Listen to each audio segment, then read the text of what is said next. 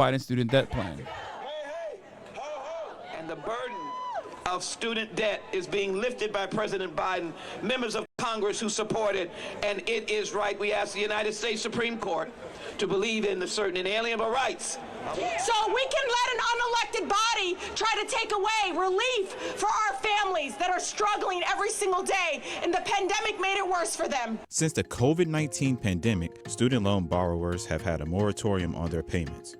The pause on federal loans has lasted over 3 years, but now over 40 million Americans may be hit with a bill some borrowers have never even seen. So for years, advocates and borrowers have been pressuring the government to act on student loan forgiveness, saying that the student loan system was broken. Outstanding student loan debt is marching towards $2 trillion. You have over 1 in 10 borrowers in delinquency or default, and a number of other issues with the lending system.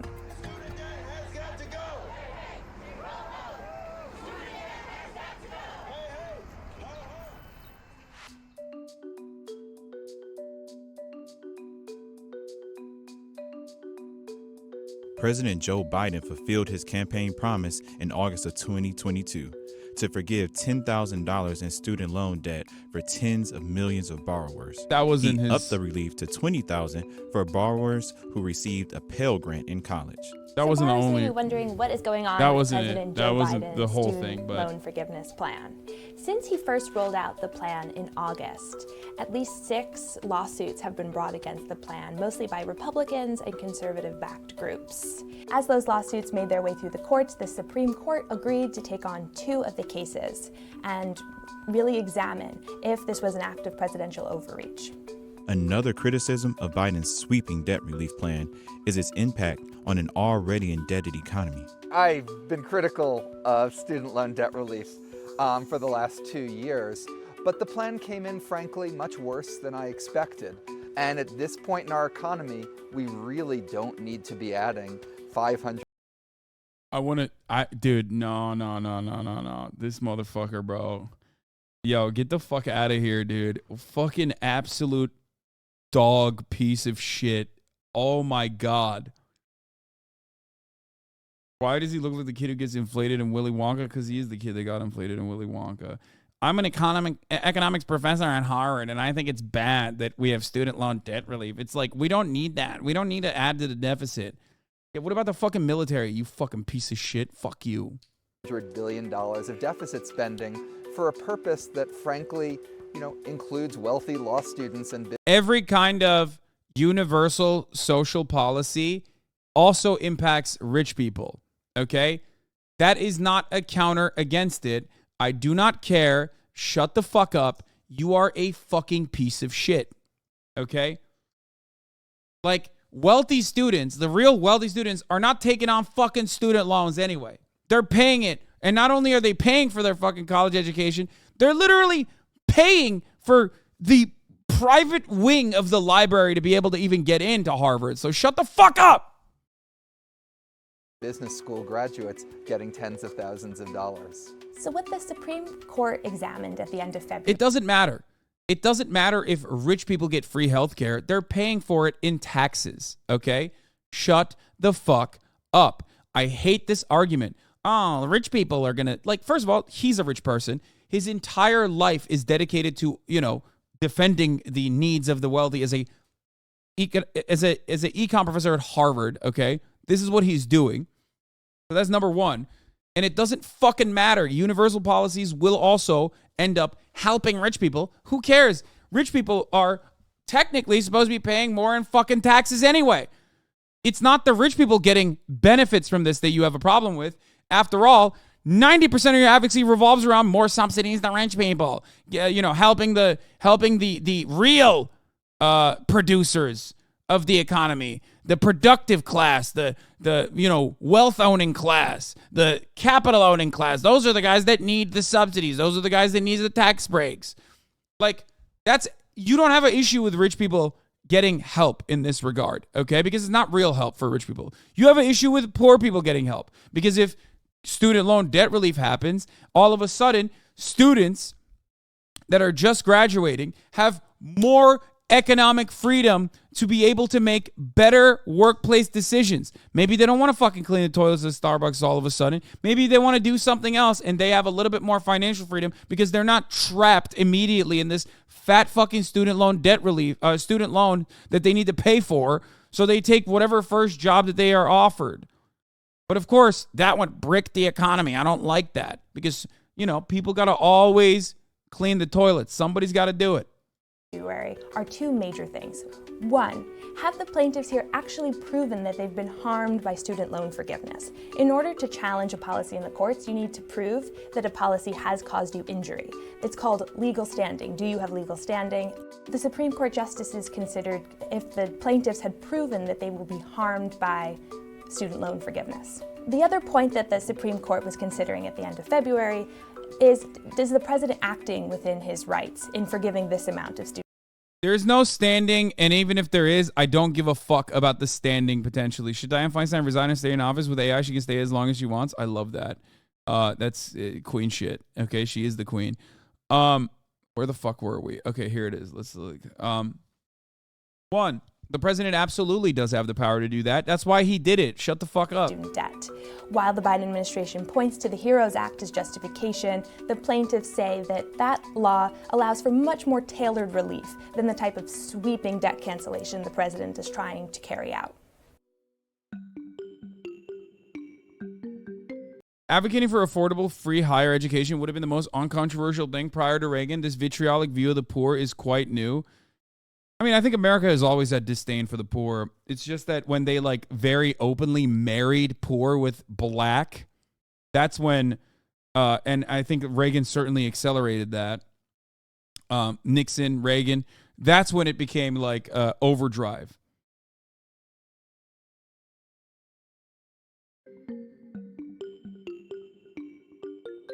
Borrowers camped outside the Supreme Court the night before the hearings to show their support for Biden's plan. So by the morning, there were hundreds of borrowers outside the Supreme Court. One borrower that I spoke to said that whether or not his student debt is canceled and whether or not he has a monthly student loan bill will determine whether or not he's able to help his parents, who've retired with not enough money, be able to afford their groceries and their gas bills.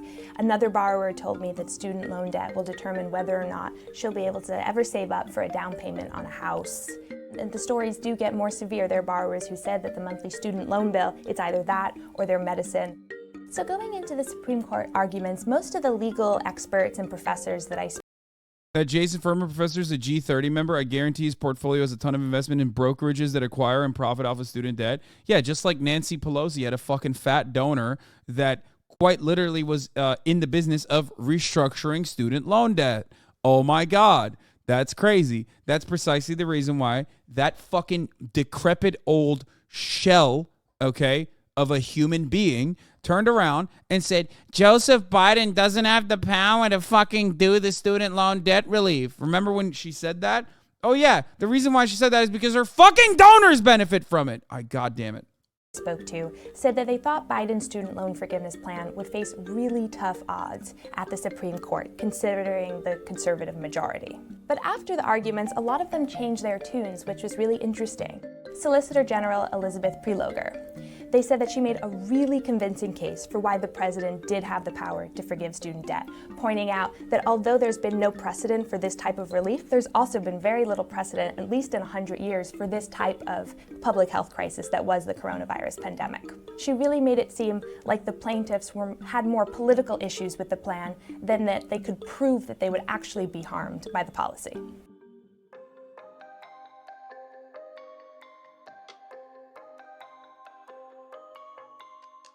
Experts now believe it will be an uphill battle to convince the 6 conservative justices to side with the 3 liberals on the bench.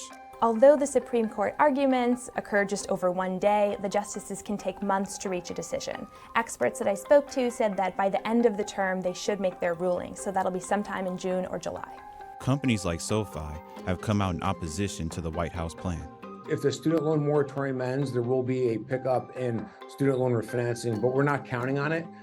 We have a diverse business, and the thing that gates our growth is how much we invest and where we invest. If that business comes back, we'll allocate resources to it to capture the opportunity and meet our members' needs. Borrowers hope the decision happens soon, since the Biden administration has said payments will resume at the end of August if litigation isn't resolved. If the Supreme Court strikes down Biden's student loan forgiveness plan, you're going to have tens of millions of Americans who now have to figure out how to make room in their monthly budget for a student loan bill they haven't had to pay in over 3 years. The Education Department is sounding the alarms that delinquency rates and default rates could skyrocket after borrowers have gotten used to for years not making a student loan payment. And to be clear, our college financing system is broken. It has a lot of problems. Why is this the guy speaking? I mean, it's CNBC. Like how? Why is it Jason fucking Furman talking about student loan debt relief? Like, and how bad it is. That's most of the arguments are coming from the guy who very openly says, I think this is disastrous.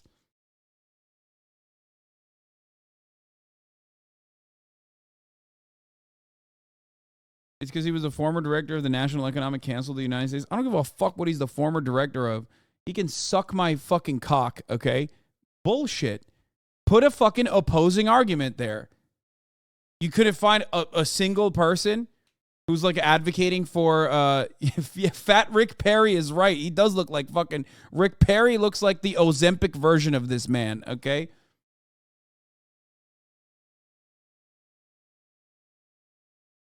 I hate neoliberals so much. Yeah, he's the director of sucking my cock. That's what he's directing. Directing my cock in his mouth. Fucking asshole, dude. Problems, but doing this type of step is just a way of encouraging more reliance on debt in the future, increasing the likelihood that we end up back in further problems. So there's a lot of research that shows that federal student debt makes it much harder for Americans to come up with a down payment to buy a house, to save for their retirement, to buy stocks, and to start small businesses. So you would see a lot of those impacts likely pick up again once Americans have a new student loan bill due.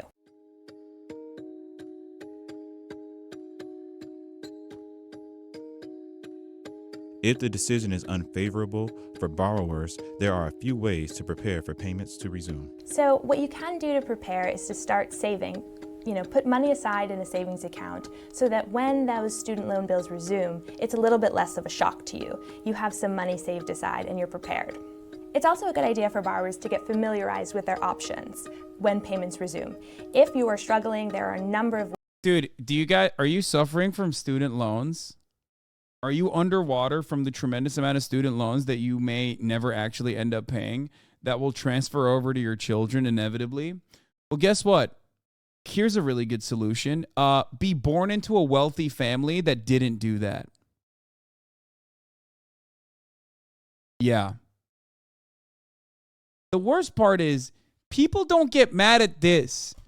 Like, there are motherfuckers even in this chat that don't get mad at this, like, spitting in your fucking face that they are engaging in, and instead get whipped up into a frenzy about the supposed hypocrisy of like, oh, it's actually just like rich, gay Marxist, gender theory learning people that want this, and it's not like the average American citizen has a tremendous amount of fucking student loans.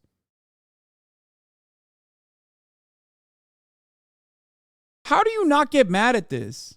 Ways that you can keep your payments on pause. Those are through forbearances for people who are unemployed or experiencing an economic hardship.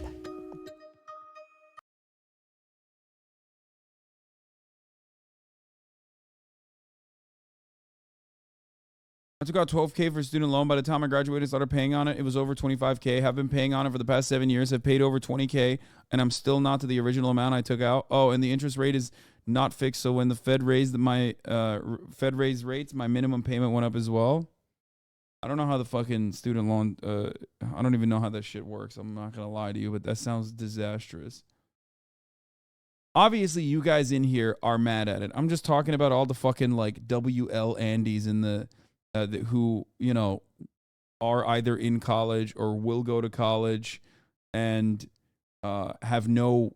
Like, they're fucked over by this, but instead they're too busy being like, they're too busy being mad at like trans people existing or some shit.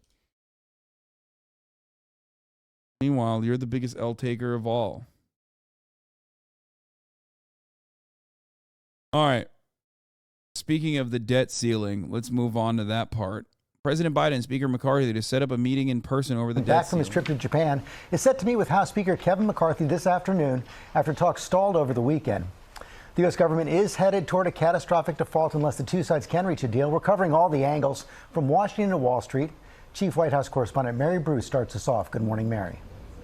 Good morning, George. Well, both sides had hoped they would have a deal by now, but instead it was a weekend of on again, off again talks and fits and starts. They now have just 10 days to figure this out. The president and the House Speaker are set to meet here this afternoon, hoping they can jumpstart negotiations and finally strike a deal.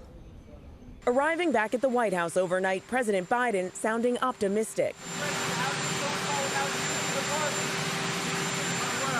Talks took a Even from a capitalist POV, student loans are an absolute burden for pulling yourself up by the bootstraps. Also, there's a uniquely American view of education in terms of ROI and not as a tool of social mobility, which is just fucking stupid.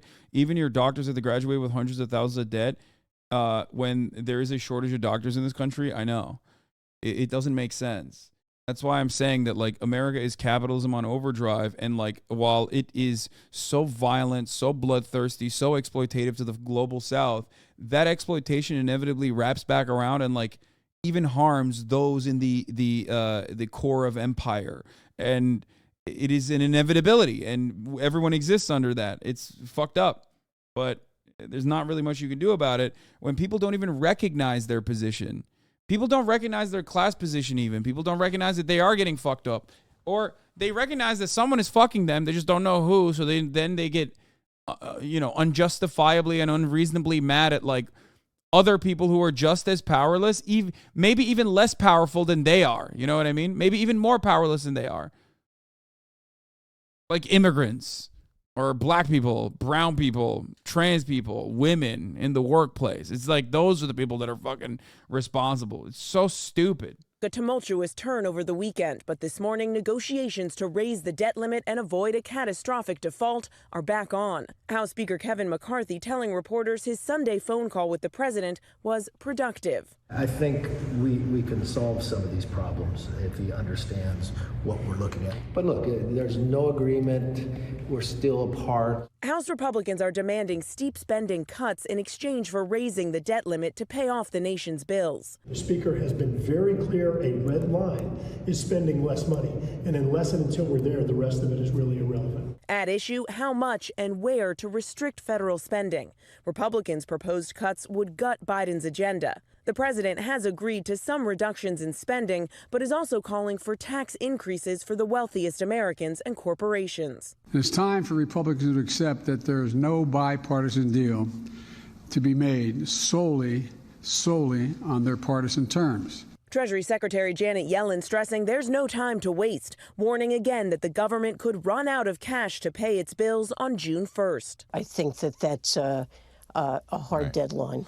If the U.S. defaults, it could spark a global recession. Markets will tumble. The U.S. government will be forced to halt Social Security and Medicare payments. Troops will go unpaid, and millions could lose their jobs. Troops will go unpaid. Now, some progressive Democrats are urging the president to invoke the 14th Amendment to go around Congress to pay off the nation's debts. President Biden says he does think he has that authority, but argues that it wouldn't solve this problem in time because it would likely be challenged and wouldn't be resolved by that June 1st deadline. The bottom line here, George, they need to reach a deal and fast. Mary Bruce, thanks. Hi, everyone. George Stephanopoulos here. Thanks for checking out the ABC News YouTube channel. If you'd like to get more videos. Let's watch two experts debate the 14th Amendment and the debt limit. Explained! Or before that, maybe we could do Robert Talk to me about the state of things right now. We have on-again, off-again negotiations. We have about 10 days. We have a call for Republicans to come over and sign on an effort to just get this vote passed, a clean vote passed, and we have discussions about the 14th Amendment. All of these are remarkably serious things. What's the state of play?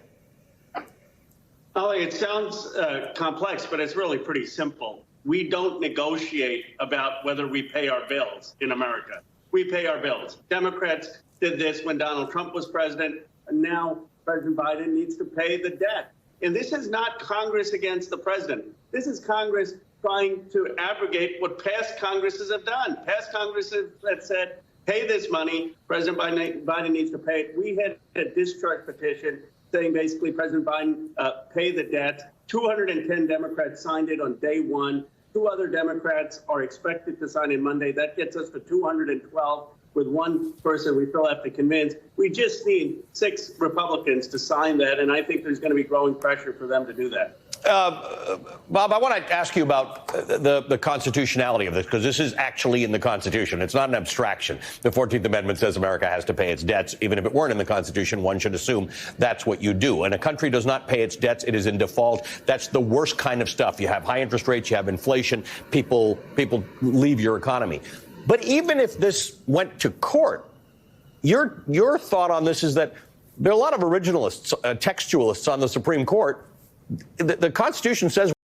Yeah. I'm sure. Surely they will, interpret it in an originalist way. Yeah. Certainly. This is what it says. You have to pay your debts. The Constitution says what it has. I mean, I have my Constitution right here. I can read it to you. The validity of the public debt of the United States shall not be questioned. If you have an originalist on the Supreme Court who says we've got to go exactly by the words of the Constitution and we've got to understand where those words came from, then the president is clear. The president has a constitutional duty. He has made and taken an oath of office to follow the Constitution. And anybody who says otherwise is not paying very much attention. The economic calamity that would ensue failing to pay our bills, not honoring the full faith and credit of the United States, has never happened before because we've never had a default before. People may be confused about this. I mean, some people say, well, we've had government shutdowns before. Yes, we have. In fact, I've been through government shutdowns in my capacity as a government official. They're not pleasant. They're not nice. But this is different. A default on the debt of the United States means that the full faith and credit of the United States around the world, to all of our creditors, all the bondholders, all the people who are expecting to get Social Security checks, none of them will be safe. Congressman, I have trouble calling this a negotiation because it's not supposed to be a debatable matter. It's akin to saying, I won't shoot you in the head if you give me a peanut butter sandwich. It's like, I would like if you don't shoot me in the head, maybe we can discuss a peanut butter sandwich. The Republicans say they're negotiating lowering spending, right? Tell me what that looks like, because there are things that they are asking for right now in order to agree to raising the debt limit. Well, first of all, as you pointed out in your opening, there's a separate process for that, the budget process. And Democrats have said, we'll talk about it. But the issue is, a revenue problem. The reason, if you want to lower the deficits, what we ought to be doing is repealing the Trump and Bush tax cuts to the very wealthy. True. They won't do that. They're instead trying to hurt the poorest Americans, the most vulnerable Americans at a time that people are hurting in the economy. And they're not willing to talk about the almost $1 trillion defense budget, which is most of the discretionary budget. We've said let's have some of the cuts there. It's really important to understand that the whole point. You know what I mean? There's no what are you talking about? Don't even fucking bring that up. What are you, a communist? What the fuck is that shit? It's only when poor people. It's only when poor people are getting some minor benefits, some marginal benefits. That's when we got to talk about the moral hazard. That's when we got to talk about the fucking deficit. Come on now. I've seen a couple of them. It doesn't have that much impact on my life. Talk to me about, because a default has a macro impact. It does things broadly to the economy, which will trickle down and hit people. And it does specific things to certain people as it relates to their income. Ali, the worst thing about a default is that we don't know exactly what it would do. We know it would create chaos. We know that it would reduce and eliminate the full faith and credit of the United States, that all the global bondholders of the United States would no longer trust the United States, that America would no longer have the capacity to continue doing what we want to do. In fact, it could explode the deficit. because there are so many ways in which the economy would contract and collapse, and tax revenue would therefore decline and the deficit would go up. I mean, this is not just a nuclear option. This is sort of the end of time option, Armageddon option. And you don't want to do that. There's no reason to do it. The economy is made up, so who cares? Yeah, it won't be made up when it blows up, though. That's the only problem. Like, that's the issue, is that, like, you're right, the economy is made up. And unless you're saying, like, who cares, don't default on the debt, pay for it, raise the ceiling, or mint the coin, or whatever the fuck you have as an alternative, don't listen to fucking Congress. Yeah, you will find out that it's not fake, or at least its impact on your life is not so fucking fake when they don't raise the debt ceiling, which is fucking insane, by the way. I don't even know. Oh, it's the dumbest country on the planet. We're so stupid. I've avoided talking about this mostly because of how fucking stupid it is that I just like I've brought it up a lot. Like, actually, like I say, when I say I've avoided talking about it, it still means like I cover it fucking twice or three times a week, but it's still so stupid. The fact that you don't have a single Republican in the House willing to join the Democrats in avoiding this Armageddon itself is frightening. Ro Khanna, you had mentioned that there are two ways to solve money that you think is, a budget that's off, and that is you either cut spending or you increase revenue or you do both. The Republicans are proposing a bunch of things, including some work requirements on things that people... Insane, dude. Yeah. That's the only way to do it, man. People receive, whether it's Medicaid or food stamps or temporary financial assistance. Many of those cases already have work requirements, but the interesting thing here is that we have 3.5% unemployment in this country. We don't have a work ethic problem in this country. We have people who don't use their vacations, don't take time off, but we are leaning in. Yeah, that's like, but if they were doing that, then it would be a work ethic problem. Like, come on, don't even bring that up. It's just like, I know why he's doing that, but I don't know. To this thing that we leaned into during COVID and we always seem to lean into is that let's take stuff away from the least among us right now. That's a way to cut the budget. Well, first of all, you pointed out there already are work requirements. President Clinton, to some controversy, put those requirements in the 1990s. They exist.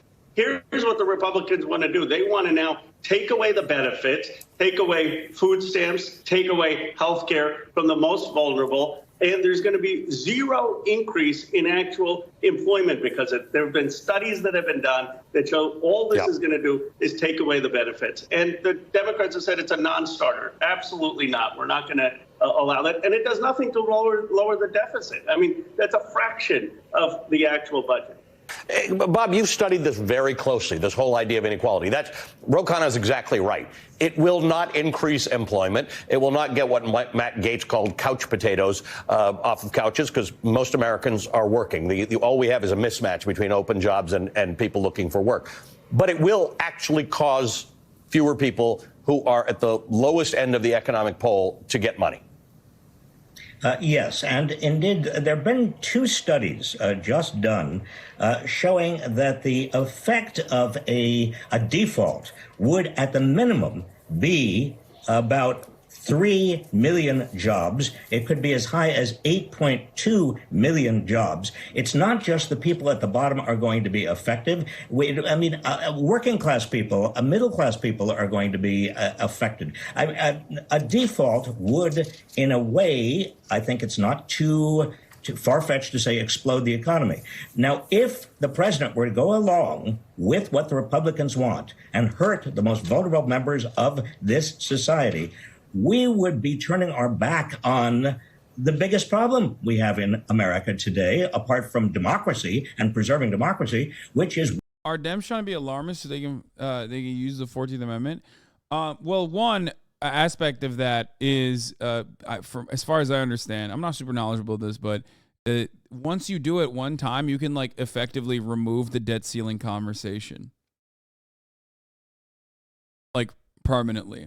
And then the United States of America will no longer be one of two nations that has this debt ceiling conversation.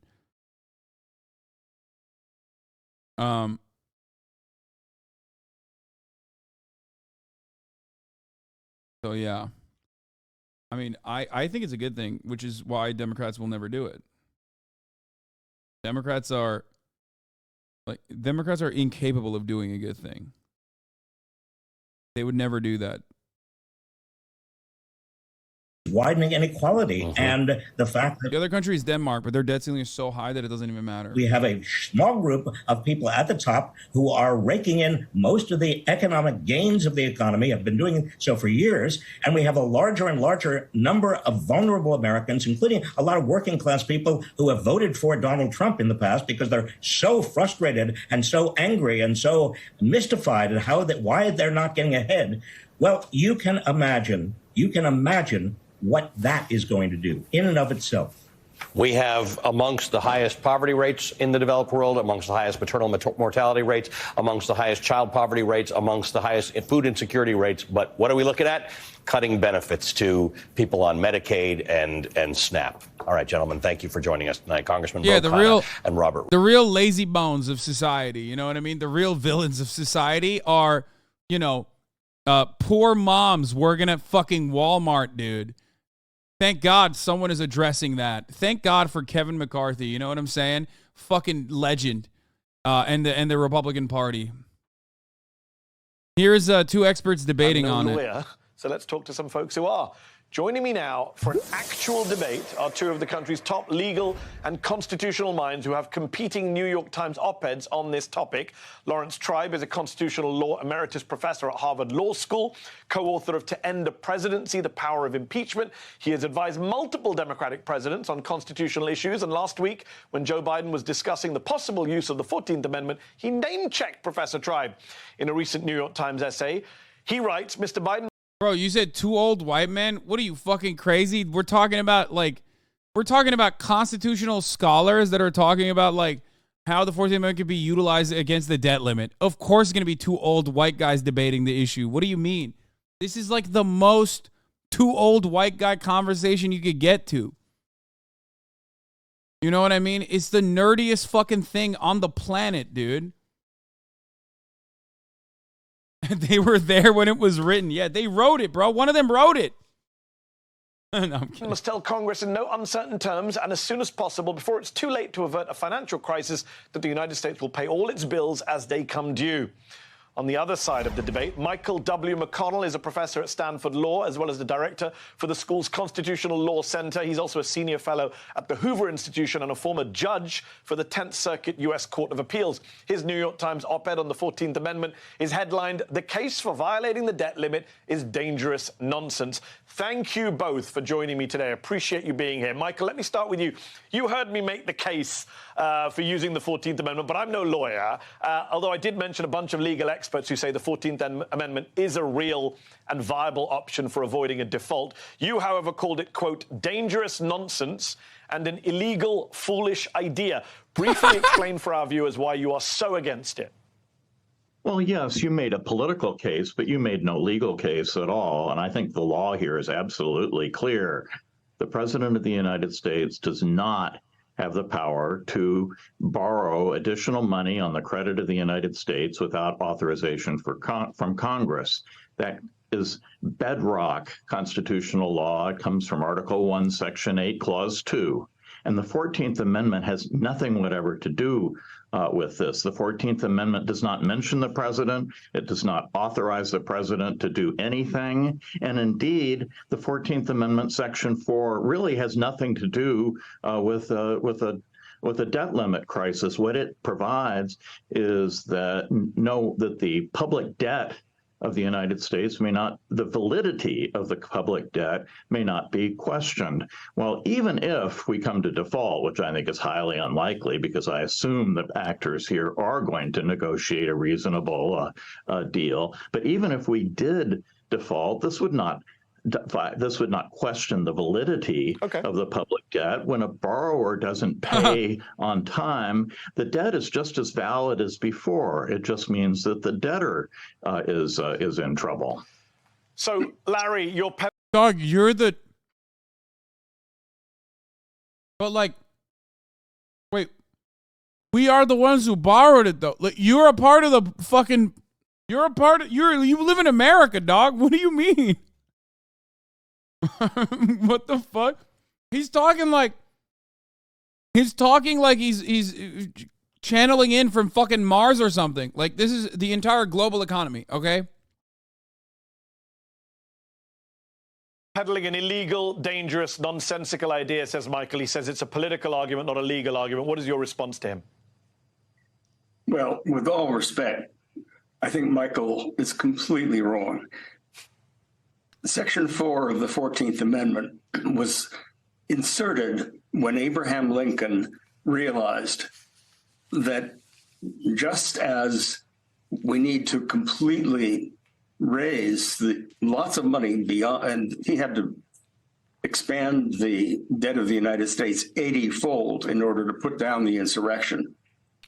After the insurrection was put down, the same forces threatened to destroy the country from within by making it difficult for us to pay our debts. So the Constitution in Section 4 of the 14th Amendment made it clear that we would always pay our debts. Of course, the president does. Dude, conservatives are such fucking whiny losers. They were doing that after. I don't even know that was a history of it, for the record. That is such, like, pathetic fucking petty loser bullshit. Like, oh, sorry, we lost, but, like, also, we'll still use this. Like, fuck you, doesn't have man. Unilateral power to borrow. No one said he did.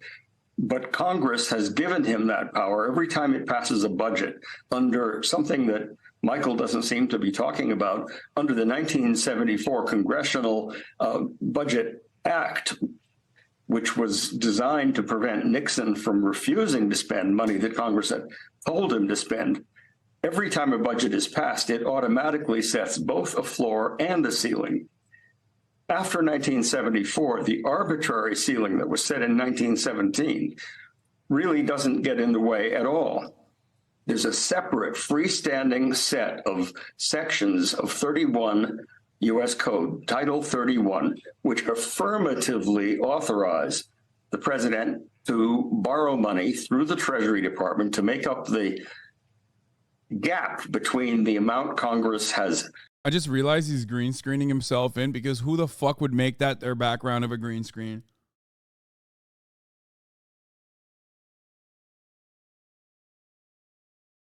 Like, this is so irrelevant to the point. I'm sorry. Agreed to tax and the amount it has said he must spend. Those sections, 3102 through 3106, are in full effect. The other provision, which is a freestanding provision in section 3101 of Title 31, gets in the way, but it is a completely unconstitutional obstacle because it would make us basically deadbeats. It would make the president exercise what the Supreme Court has said he can't be given as a matter of separation of powers, and that is a line item veto. He'd have to decide which. I think it's so funny that these dudes have studied their entire fucking lives and, like, know so many precedents and like study the Constitution, and we'll talk about constitutional law, and like, and ultimately it's just like whatever fucking the Republican appointed Supreme Court justices think is going to happen. It has nothing to do with like an originalist interpretation. There is no, like, all the precedent stuff is just a way to get these fucking nerds to shut the fuck up, to make it seem like they're actually operating with like a rigid belief system when there is none. It's probably my most controversial argument is that constitutional law is fucking bullshit overall, and it's not actually about a genuine interpretation of the Constitution and a difference in agreement. And that, like, originalism is just an intellectual patina slapped on top of a reactionary approach to, like, any particular matter. That's it. It's just, it's made up. It's bullshit. They literally act like there is some kind of, they act like it's rooted in intellectualism. It's not even fucking, It's not even a old way of thinking either. They came up with it like 20 fucking years ago. Okay? That's the real funny secret of it, is that like they literally made it the fuck up like not that long ago, like 35, 40 years ago maybe, maximum. Okay? And we act like it's been around since the beginning of time. Like, no, they fucking made it up. Patina means, thank you, chatter. Color, tint, shade, flavor. Exactly.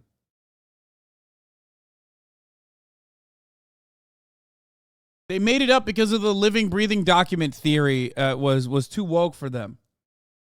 So they had to find a counter to, like, justify it. They had to find a counter to justify the interpretation of the Constitution in, like, in a more rigid way. Which, again, there is no originalist argument for, like, so many modern things, okay? And if the Constitution was supposed to be, supposed to be interpreted in that regard, then you would not be able to make amendments on it. You know what I mean? There would be no, like, it's just so stupid. You would not be able to amend the Constitution if it wasn't a living, breathing document. Therefore, I'm telling you, 90% of, like, the constitutional law conversations revolve around just vibes-based politics. It's all married to ideological boundaries. It doesn't matter. The Supreme Court in and of itself is already a neoliberal institution. It is designed to create outcomes that are going to be beneficial for corporations and the wealthy, no matter what happens. And even on the liberal side, by the way, this is the reality. But the back and forth is really funny, especially because, like, in my opinion, and this is something that people will probably get mad at me for saying, this is just as, like, serious and real. Like, knowing this much about constitutional law is just as serious and real as, like, learning Path of Exile skill trees. Straight up. It's just a fucking hobby at that point. Okay, I know that, like, we all have this massive machine in the media to be like, what do you mean? We have the Institutes of Higher Learning. This is an entire field of study. Like, what the fuck are you talking about? This impacts people's lives, Hasan. It's like, no, it's no different than just, like, learning, I don't know, the family tree of fucking Naruto fandom or some shit. I don't know. No, it's just bullshit. It's bullshit. It's just propped up as though it's like some serious thinking going on. When Supreme Court justices, I would love to know how much Supreme Court justices have ever deviated from just the party line. When it comes down to, like, an originalist, a serious originalist interpretation of the Constitution, like, it's bullshit. Which debts we pay, which debts we don't. Is he going to stiff the veterans or the Social Security recipients? That is a seizure by the president of the power of the purse. So I think Michael has absolutely every part of the argument wrong. And I think I'm being a lawyer here. That's what I've done for 50 years. And I think Michael has just missed the boat completely. Michael, deal with the arguments Larry raised there, especially the line item veto point, the idea that it's unconstitutional for a president to be picking and choosing as we become deadbeats. So when Congress has decided to spend more money than the revenues come in, they can authorize borrowing, and they do, up to a certain a level, but not infinite, up to a certain level, and we've reached that. If you then reach that point, the president has the obligation, I think the constitutional obligation, but certainly a responsible obligation, which every president has recognized, to prioritize spending. That's what Secretary Yellen has been doing for the last several months, is to prioritize spending. And the very statute that Professor Tribe mentions, the Impoundment Control Act of 1974, authorizes the president to defer spending through the end of the fiscal year in the case of contingencies, which obviously this is as big a contingency as you can possibly imagine, and to send a message to Congress to that effect. But in the meantime, the real answer here is that he should negotiate with Congress. Congress has the power of the purse. All this nonsense about hostage taking is ridiculous, since the Congress is the branch of government that has authority for all of this. It is all within its control, and President Biden can veto, and he has political authority. But at this point, the only responsible thing is for him to sit down and negotiate and a set of spending cuts that'll be acceptable to both sides. We aren't facing a crisis; we're just facing a political problem. Well, I'm going to let you guys debate. I won't defend my diehard analogy, which is an illegal point to begin with. I mean, what if they're not fucking what if their demands are insane? You know what I mean? What if their demands are insane? Like what are you talking about? God. He's just like, let the poor fucking die. I don't understand what the big deal is, Biden. You said nothing will fundamentally change. Let the poor people die. I mean, here are some facts. GOP raised the debt ceiling 3 times under Trump. GOP raised the debt ceiling 7 times under Bush. The GOP raised the debt ceiling 18 times under Ronald Reagan. Now they're refusing to pay their taxes to ultra rich so they can try to cut veterans' health care. I mean, that last part is just like seasoning. But like ultimately, this is what happens. It happens.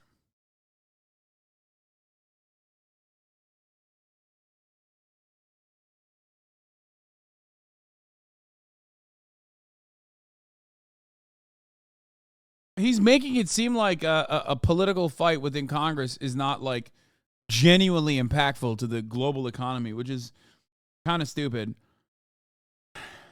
I don't know. Rare Midas Touch W. Wait, Midas Touch has a lot of W's. I love unhinged liberals, dude. Are you kidding me?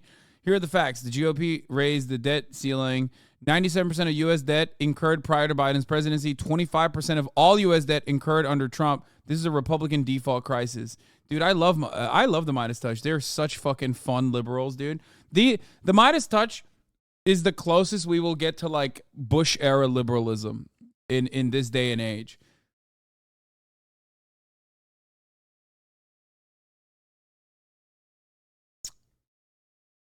They're the best. They like openly are unhinged. They will make the counter propaganda like where all Republicans are pedophiles. Here's why, and then it's just like a list of Republicans that have done like that have engaged in like sexual deviancy or straight up pedophilia. It's awesome. They're fucking fire. I love their shit.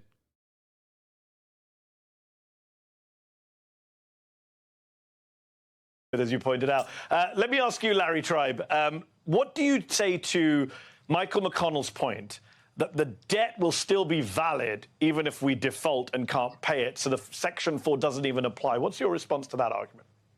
Well, if the debt is still valid, if it's still up there, then we've broken through the debt ceiling anyway. So Michael's argument defeats itself.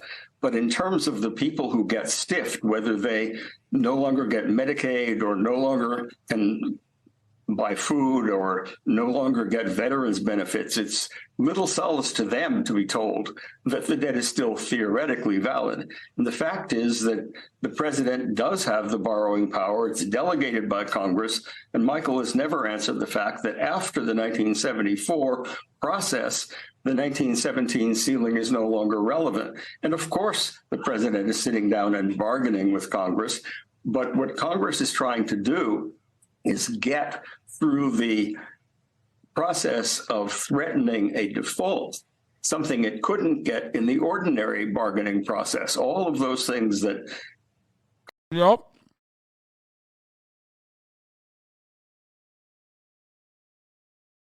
You can't assume minority control over, like...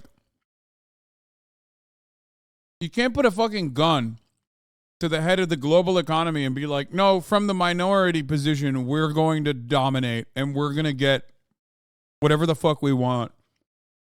Even if no one's asking for it, by the way, because fiscal conservatism is not even popular amongst Republicans. Like, Donald Trump is literally, he got an ad recently about Ron DeSantis. What was the fucking ad? They keep saying, oh, Ron DeSantis wants to cut Social Security entitlements. Social Security benefits.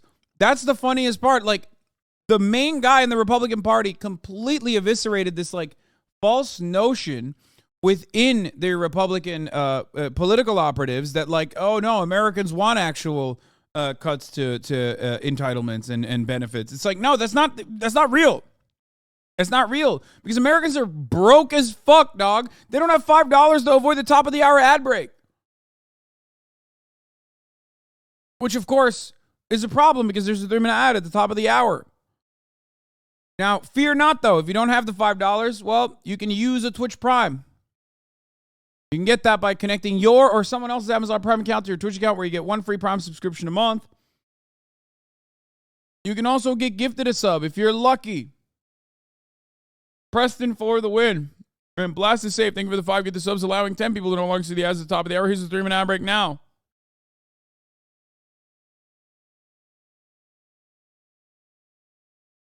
That was fucking such a good segue. Jesus Christ, I'm popping.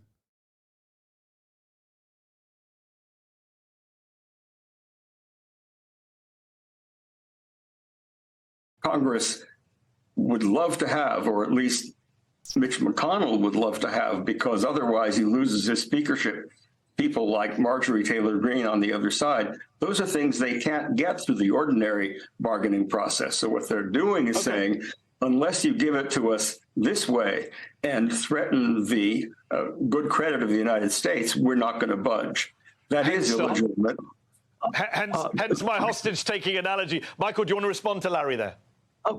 Professor Tribe, it is just completely unfounded to say that the 1917 law is set aside by the Impoundment Control Act. The Impoundment Control Act says nothing about it. And the 1917 law, all it did was move from a system where Congress had to authorize each and every individual bond issue, which in those days were for particular purposes, and instead they substituted a system where Congress would authorize bonds up to a certain level, that's the debt ceiling, and then the Treasury would be able to use those funds for whatever it wanted. And what's being set aside here is not the 1917 Act, it's that the president cannot borrow without authorization from Congress. So and Michael, he has that authorization. And there's nothing unconstitutional. The funniest part about it is that I don't give a fuck about this text. I just don't care. And I don't think any American cares. The only people that actually care about this on either side of the issue are these guys. Like, nobody fucking will be like, oh, man, you mean to tell me that, like, a piece of paper has decided that it's actually a big no-no, but maybe the piece of paper also has other pieces of paper that says it's a big yes? Oh, man. Well, I guess we got to let the fucking government burn, dude. Guess we got to fucking implode the global economy. Fuck it.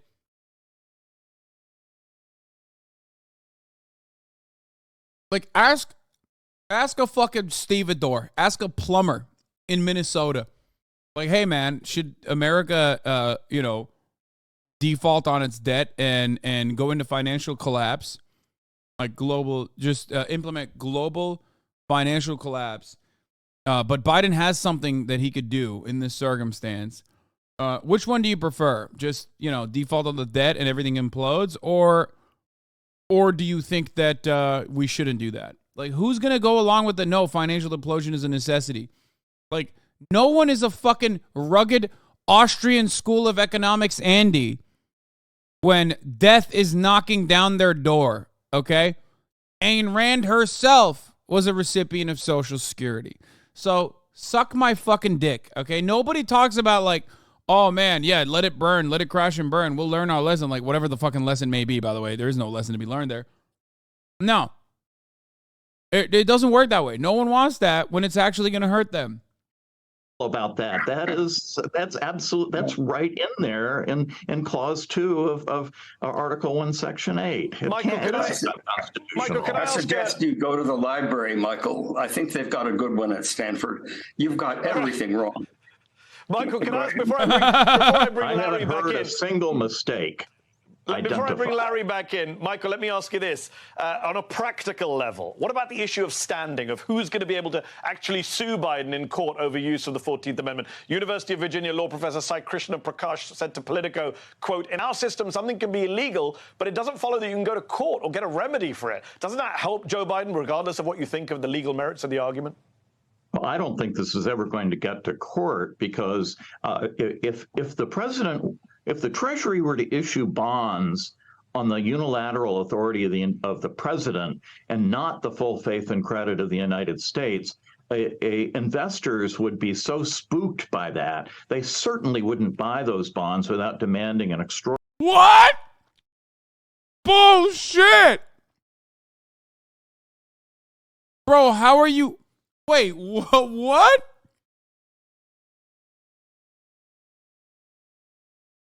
First of all, the exact opposite is true. If the U.S. defaults on its debt, it's way worse for confidence.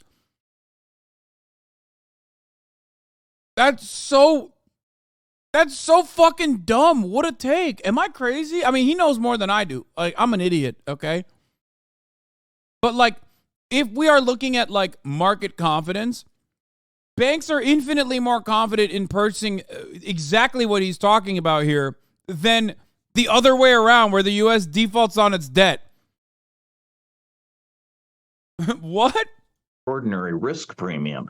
And that's even clear from the 14th Amendment, Section 4, which provides it's only the public debt which is authorized by law, which is to say by Congress. Dude, no one gives a fuck. Dude, this implies that, like, I'm thinking, like, this implies that, like, what?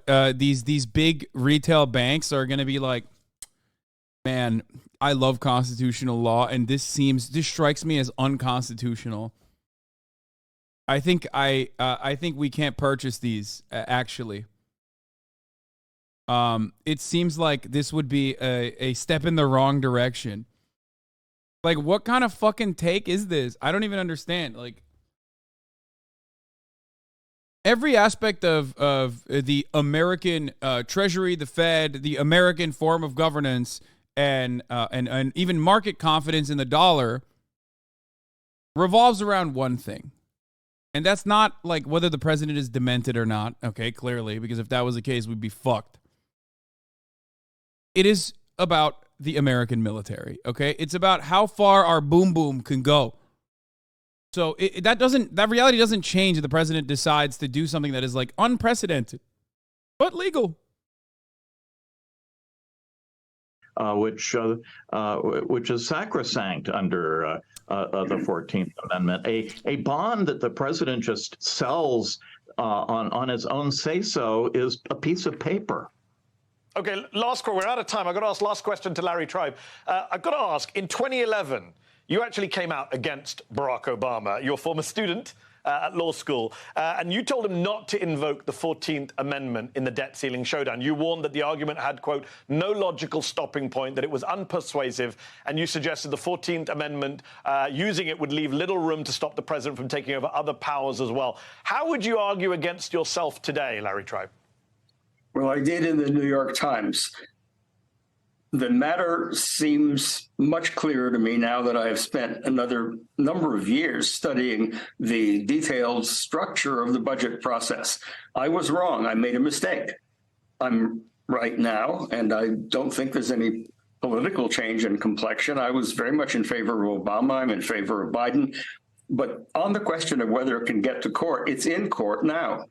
75,000 federal workers who are threatened with losing their jobs because some people are listening to arguments like Michael McConnell's, have brought a lawsuit against the president and against the Secretary of the Treasury in a federal district court in Boston, saying that unless the president makes clear that he will spend what Congress has authorized him to spend in passing the budgets that caused us to go over the ceiling, that unless he says that, they're going to lose their jobs because the federal agencies are no longer assured that they can pay them. So whether we like it or not, it's in court. It's in court. We will see what happens. We will also see what happens politically. Lawrence Tribe, Michael McConnell, appreciate you both taking time out to come and have an actual debate on the show. Thank you both.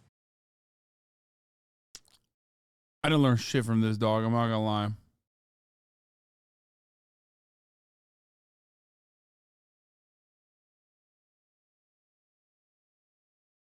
I feel like this probably was more informative by Mehdi Hasan, like when he's describing a lot, over and over.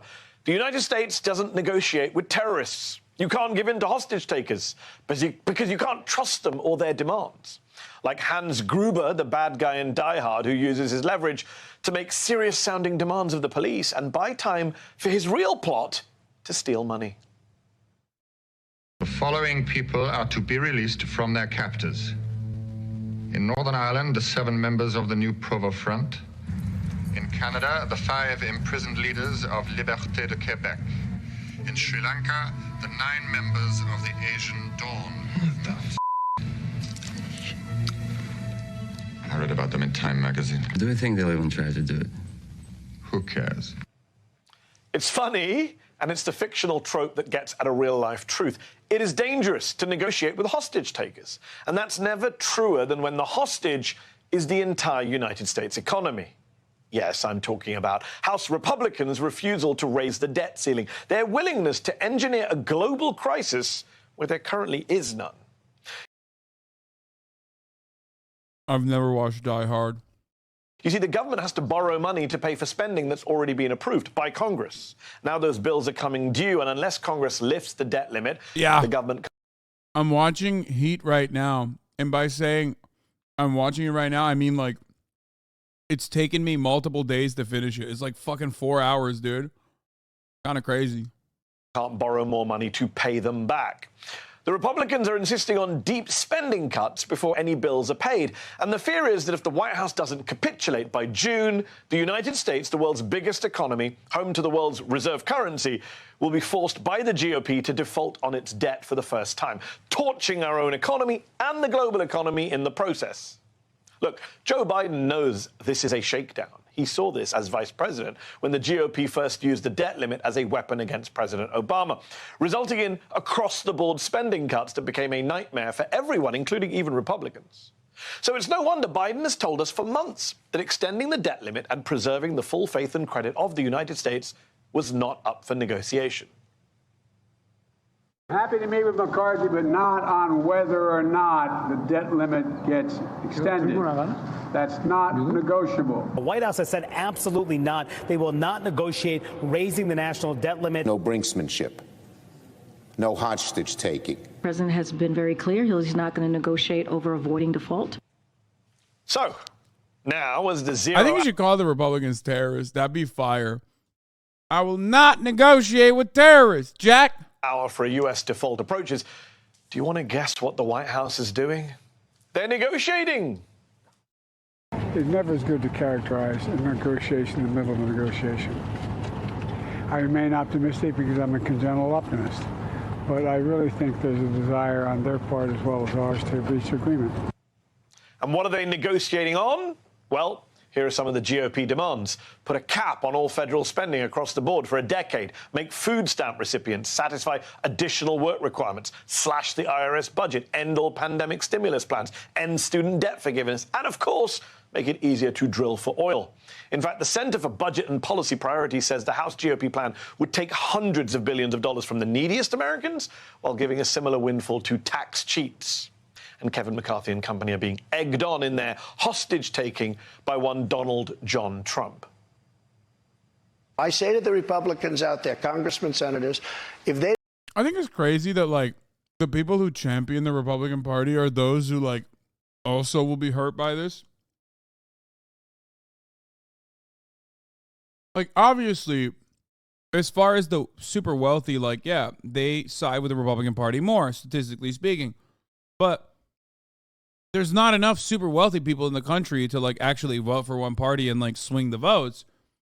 There are significantly more poor people in the country. So even within the Republican Party's base of voters, obviously there are far more broke boys that are literally still voting for their own demise. They don't give you massive cuts, you're going to have to do a default. Pretty scary. Even scarier when you think back to what... But, you know, remind yourselves of the poll that we looked at, which was 57%, according to a YouGov poll, of Republicans are on what they were looking for. The most important thing that they were looking for in a Republican presidential candidate was owning the libs. 57%, that's all they care about. 66% say no changes, resist any changes to the Second Amendment, no gun control whatsoever. So that's where we're at. What he said when he was president, and Congress raised the debt ceiling for him 3 times. Hopefully we're in good shape on the debt ceiling. I can't imagine anybody ever even thinking of using the debt ceiling as a negotiating wedge. Now do you see how the GOP stands for nothing in this debate? The only aim is to weaken the Biden White House. In fact, Trump said it himself on CNN that defaulting on the debt doesn't matter anymore because he's not president anymore. Our collective economic future be damned. But if Biden were to reject these Republican negotiations, to refuse the hostage takers' terms, what's his alternative? Well, I've told you about one weapon he has on his side here on this show before. Joe Biden has the 14th Amendment on his side. Yes, the post-Civil War Reconstruction Amendment that gave citizenship to freed slaves, but it also contained a provision, Section 4, saying the validity of the public debt of the United States authorized by law shall not be questioned. You see, after the Civil War, many in the South resented paying taxes to cover debts from a war they lost. And Congress didn't want a future administration to start reneging on those debts because of personal resentments. Advocates say that clause, authored 6 decades before the debt ceiling even became a law, means it's unconstitutional for the U.S. to default. And in 1935, the Supreme Court ruled that the public debt clause does have a broader meaning beyond paying off Civil War debt. Some even argued that to this day, the president is duty-bound by that amendment to avoid default and to borrow more money to meet his constitutional obligation, no matter what a single act of Congress says. In fact, a group of 11 Senate Democrats, including Bernie Sanders and Elizabeth Warren, are now circulating a letter demanding Biden invoke the 14th Amendment. As Oregon Senator Jeff Merkley put it, I want the president to see that he has the support in the Senate to use the 14th Amendment. He has support to say no to outrageous demands from the radical right that's trying to terrorize American families. So, last week, many on the left were excited to hear President Biden say this. You said you're certain you're not going to, there won't be default. Are you willing to take unilateral action, like invoking the 14th Amendment, to make sure that doesn't happen? Well, the question, I have been considering the 14th Amendment. That sounded encouraging, but everyone missed what he said next. Saying they're terrorizing is not the same as calling them terrorists. I've long been a fan of calling the Republican Party terrorists, as you guys know. The most successful terrorists, both globally and even on domestic terrorism. Straight up. The problem is it would have to be litigated. And in the meantime, without an extension, it would still end up in the same place. I'll be very blunt with you. Why don't the Democrats just call their bluff? There's no way Republicans let it default, right? What? No, No. No. They will do that. You can't, dude, bro, it's like having a pit bull drive your car, okay?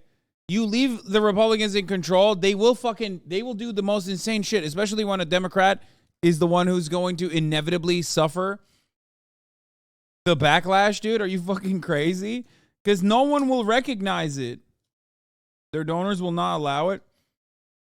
I don't think that, I don't know. No. Ultimately, I think economic crises will create ample opportunity for the donors to figure out a way to take advantage. When we get by this, I'm thinking about taking a look at months down the road as to see what the court would say about whether or not it does work. So the U.S. runs out of money halfway through the year, and the opposite